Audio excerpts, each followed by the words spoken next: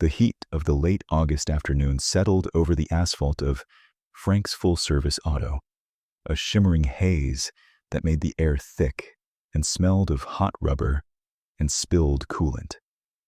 It was a clean shop, aggressively so. The concrete floor of the bays was painted a spotless gray. The tool chests were polished chrome, and a sign by the door proudly declared, "No shirt, no shoes, no service. We are a family establishment." Into this curated bubble of suburban professionalism rolled a machine that seemed to have been forged in a different, grittier reality. The Harley-Davidson was an old panhead, its engine emitting a loping, rhythmic potato-potato-potato that was less a sound and more a physical presence. It vibrated in the chest of anyone standing within 20 feet. The man who swung his leg over the side was built like the bike, solid, weathered, and entirely out of place. His jeans were faded and worn, his boots scuffed. Over a plain black t-shirt, he wore a leather cut, the back of which bore the patch of a club no one in this part of town had ever seen or heard of. It wasn't one of the notorious one-percenter clubs from the news, but the art was intricate. A stylized raven with a silver key in its beak. His arms were a tapestry of faded tattoos, stories told in ink that snaked up from his wrists and disappeared under his sleeves. His hair was short, iron gray, and his face was a roadmap of long miles in hard sun, dominated by a steady, unreadable gaze. He walked into the small, air-conditioned office, his boots making a heavy, deliberate sound on the tiled floor. Behind the counter, Frank, the owner, looked up from a parts catalog. Frank was a man who believed in the power of a polo shirt and a clean shave. He saw the biker, and his smile, a practiced thing he reserved for customers, tightened into a flat line. "Help you?" Frank asked. The words were polite, but the tone was that of a man asking a stray dog what it was doing in his kitchen. The biker nodded slowly. His voice, when it came, was a low rumble, like gravel being turned over. "Need an oil change. 2050. Full synthetic. And a new rear tire. Got a nail in it on the highway." Frank's eyes flickered to the pristine waiting area, where a young mother was trying to keep her toddler from rearranging the magazine rack. He then looked back at the biker, taking in the grease under his fingernails and the patch on his vest. This was not the clientele he cultivated. He had a reputation to maintain. "Sorry, pal," Frank said, not sounding sorry at all. He leaned forward, placing his hands flat on the counter. We're booked solid today. All my lifts are tied up." He gestured vaguely toward the garage, though one of the 4 lifts was conspicuously empty. "Maybe try the place down by the industrial park. They do more of this kind of custom work." The dismissal was as clear as if he'd pointed to the door and yelled, "Get out!" The biker's expression didn't change. He simply held Frank's gaze for a long moment. The air in the small office grew thick. The young mother nervously gathered her child and her purse, deciding the waiting room was suddenly too small.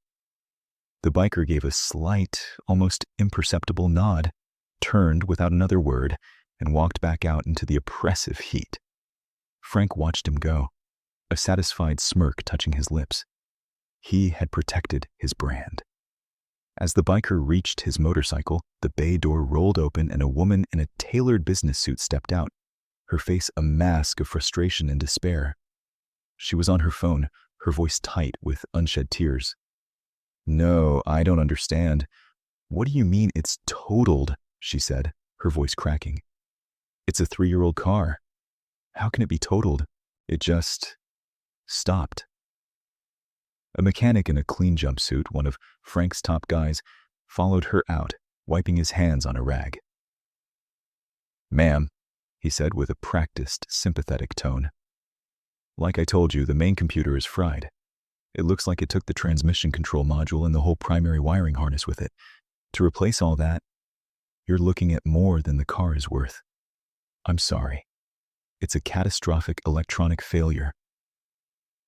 The woman, whose name was Amelia, sagged against the wall of the garage. My whole life is in that car, she whispered into the phone. All my samples, my laptop. I have a meeting in Boston tomorrow I have to get to. The biker, who had been about to straddle his panhead, paused. He looked over at the bay where a sleek, dark gray Audi sedan sat silently on the lift, a monument to modern engineering rendered inert. He could see the anxiety radiating from the woman, the way her professional composure was crumbling under the weight of this single, unexpected disaster. Her world had just ground to a halt on the floor of Frank's garage. He pushed his bike back onto its kickstand and walked over, his boots crunching softly on the loose gravel at the edge of the asphalt lot. He stopped a respectful distance away, not wanting to crowd the distraught woman. He waited until she ended her call with a choked sob. He looked at the mechanic, who was already sizing him up with the same disdain Frank had shown. "What's wrong with it?" the biker asked, his voice calm and even. The mechanic scoffed. "Whole CAN bus system is shot. Main ECU is toast. It's a brick." He used the industry jargon like a shield, a way of saying you wouldn't understand. Amelia looked up, her eyes red-rimmed. She saw the leather, the tattoos, the intimidating presence, and a fresh wave of weariness washed over her. She didn't have the energy to deal with this. "It's broken," she said, her voice flat. "It's completely broken." "Nothing is ever completely broken," the biker stated, not as an opinion, but as a fact. He looked from the car to the woman. "What happened right before it died?" Amelia blinked, taken aback by the directness of the question. I don't know. I was just driving. The radio flickered, all the lights on the dashboard lit up like a Christmas tree, and then nothing. It just coasted to a stop." The biker nodded slowly, his eyes fixed on the car. "Did you hit anything? A pothole?" "No," she said, a little defensively. The road was smooth. He turned to the mechanic. "You pull the codes?" "Pulled over 200 of them," the mechanic said with a shrug. "Everything from implausible signal to total communication loss. The computer is speaking gibberish. It's dead, man. Let it go." The biker ignored him, his attention fully on the Audi. "Mind if I take a look?" he asked Amelia. Frank had come to the door of the office, drawn by the conversation. "Hey now," he called out, striding toward them. "This is a private repair facility. We can't have unauthorized individuals messing with a customer's vehicle. Insurance reasons, you understand." His eyes were locked on the biker. Amelia looked from Frank's dismissive face to the biker's calm one. She was desperate. The tow truck to the scrapyard was an hour away. Her career felt like it was hanging by a thread. What did she have to lose? "He can look," she said, her voice finding a sliver of defiance. "It's my car. You've already declared it dead. What harm can it do?" Frank's face soured, but he couldn't argue with the owner. He crossed his arms, a smug look on his face. "Fine. Don't come crying to me when he makes it worse." He leaned against the wall, ready to watch the show. The other mechanics, sensing a break in the monotony, began to drift out of the bays, their expressions a mixture of curiosity and ridicule. The biker gave a slight nod to Amelia and walked over to his motorcycle. He unstrapped a heavy canvas tool roll from behind the seat and carried it back to the Audi. He didn't ask them to lower the lift. Instead, he simply unrolled his tools on the ground. The mechanics exchanged amused glances. There were no Snap-on logos, no gleaming chrome.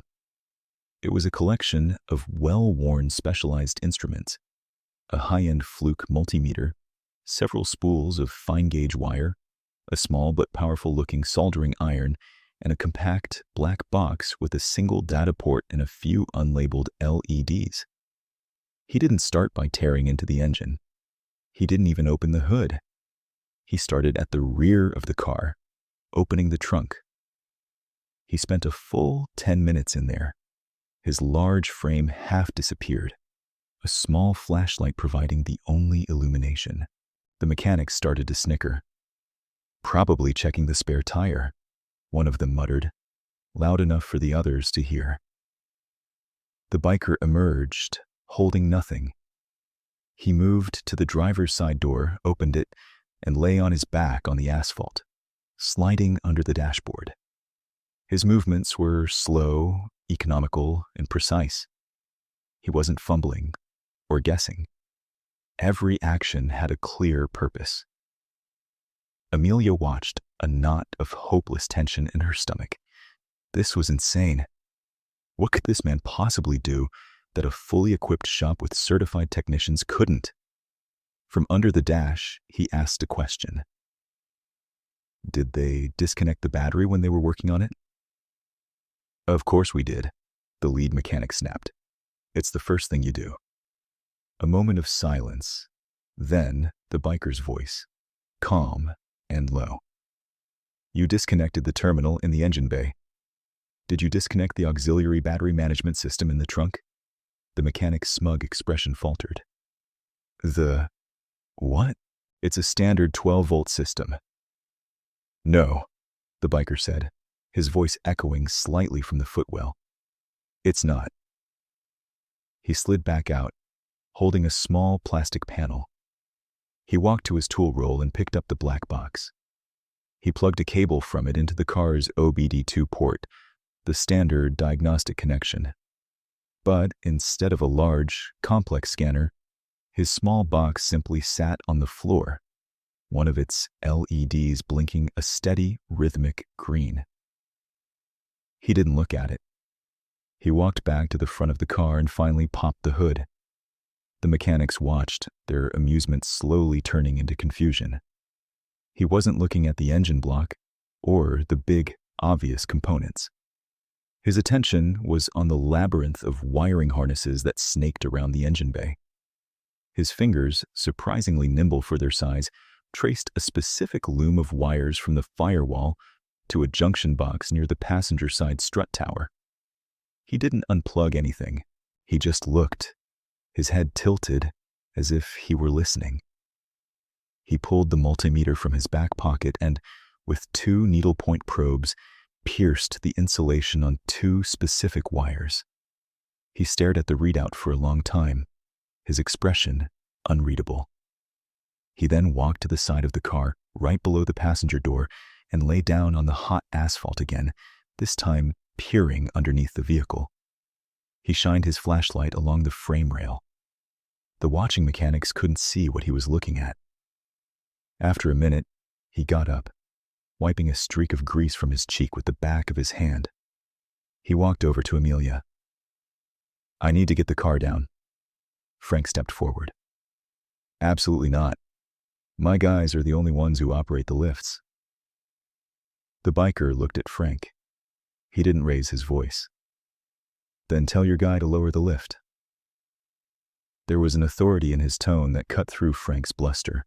Grumbling, Frank nodded to his lead mechanic, who reluctantly went to the controls and slowly lowered the multi-ton vehicle until its tires touched the concrete. The biker didn't get in the car. He went back to the spot underneath the passenger side. He took a wire brush and a small socket wrench from his roll. He lay on his back again and slid part way under the car. For the next 5 minutes, the only sounds were the faint, rhythmic scrape of a wire brush on metal and the single click of a wrench tightening a bolt. It was anticlimactic. It was quiet. He slid back out, stood up, and brushed the dust from his jeans. He walked over to his black box, unplugged it from the diagnostic port, and began rolling his tools back into the canvas carrier. "What did you do?" the lead mechanic asked, his voice stripped of its earlier arrogance. "I reconnected your ground," the biker said, not looking at him. "What ground?" "We checked all the main engine and battery grounds. They were fine." The biker finally stopped what he was doing and looked at the mechanic. "You checked the primary grounds. You didn't check the tertiary chassis ground for the body control module. On this model, for an 18-month production run, the factory failed to properly corrosion-proof the mounting stud. It sits right behind the front wheel well. Over time, road salt and moisture cause it to fail. The BCM loses its reference voltage and starts throwing garbage data onto the CAN bus. The other modules panic, and the main ECU shuts everything down to protect itself. It mimics a total system failure." He delivered the explanation in a flat monotone, as if reading from a technical manual, a manual no one else in the garage had ever seen. The mechanics stared at him, dumbfounded. Frank's jaw was slack. The biker turned to Amelia. "Try it now." Her heart hammered in her chest. It couldn't be that simple. She fumbled with her keys, her hands shaking. She slid into the driver's seat, the familiar scent of leather and her own perfume filling her senses. She took a deep breath, turned the key in the ignition, and pressed the start button. The dashboard, which had been a constellation of terrifying warning lights, lit up with its normal, cheerful welcome sequence. The needles on the gauges swept across their dials and settled back to 0. A moment later, the engine turned over with a smooth, powerful hum, purring as if it had just been waiting patiently to be asked. Every light was off. The digital display read, "Okay." A sound, half gasp, half sob, escaped Amelia's lips. She looked through the windshield at the biker who was now strapping his tool roll back onto his motorcycle. He hadn't even waited to see if it would work. He already knew. She scrambled out of the car, digging in her purse. She pulled out her wallet, her hands still trembling, and extracted all the cash she had. $300. She ran over to him as he prepared to mount his bike. "Here," she said, pressing the wad of bills toward him.